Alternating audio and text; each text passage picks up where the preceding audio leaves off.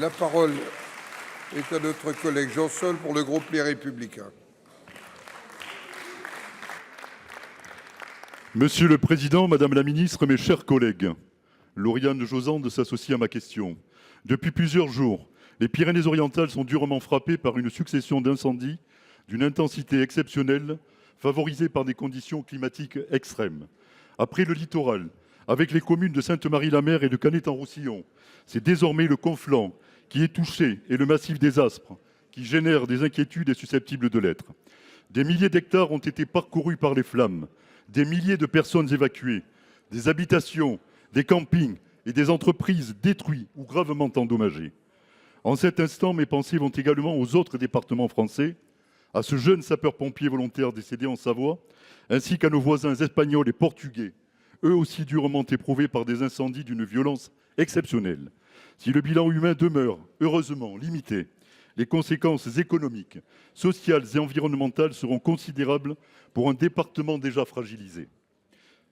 Je veux saluer avec une profonde reconnaissance l'engagement exemplaire de nos sapeurs-pompiers, des forces de sécurité, des équipes médicales, des associations agréées de sécurité civile, des élus locaux, des agents publics et des nombreux bénévoles qui, sous l'égide du préfet et du colonel contrôleur général, ont fait preuve d'un courage et d'une solidarité exceptionnelle, extraordinaire, que le ministre Laurent Nunez a pu observer, Madame la ministre, lors de sa venue.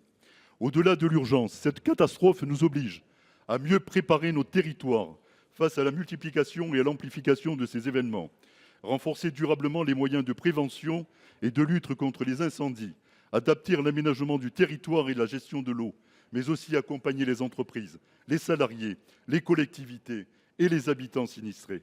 Alors, Madame la Ministre, au-delà de la gestion de l'urgence, quels engagements concrets le gouvernement entend-il prendre pour que cette catastrophe environnementale ne se transforme pas dans les Pyrénées-Orientales en une catastrophe économique et sociale?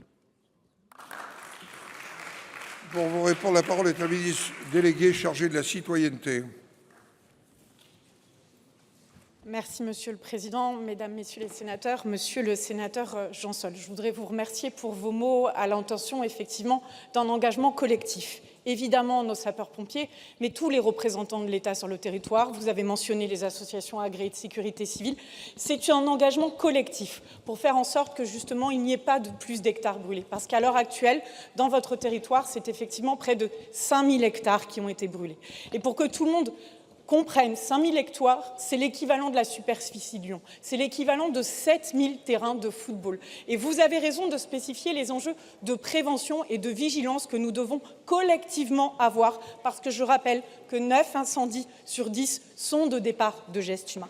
Vous avez raison aussi de souligner, et c'est vrai, vous accompagnez lundi le ministre Nunez spécifiquement sur votre territoire, l'augmentation aussi capacitaire des moyens de sécurité civile, qu'il s'agisse des moyens humains, des moyens terrestres et des moyens aériens, pour accompagner et pour justement lutter contre ces incendies. Vous avez rappelé aussi qu'il y a eu une adaptation pour faire en sorte de protéger près de 12 000 personnes qui ont été justement relogées dans ces circonstances. Donc oui, nous réagissons et nous adaptons notre dispositif au quotidien avec les remontées et avec le travail du ministère de la Transition écologique, avec les services aussi de Mathieu Lefebvre avec lequel nous échangeons globalement. Et puis, il y a également tout le travail de préparation à l'avenir, de résilience sur lequel nous travaillons. Par exemple, les conclusions du Beauvau de la sécurité, où il y aura un projet de loi dont le texte est maintenant finalisé de notre côté pour pouvoir répondre aussi à ces enjeux et nous préparer à l'avenir, comme nous le faisons de manière globale sur tous les enjeux de transition climatique. Je vous remercie.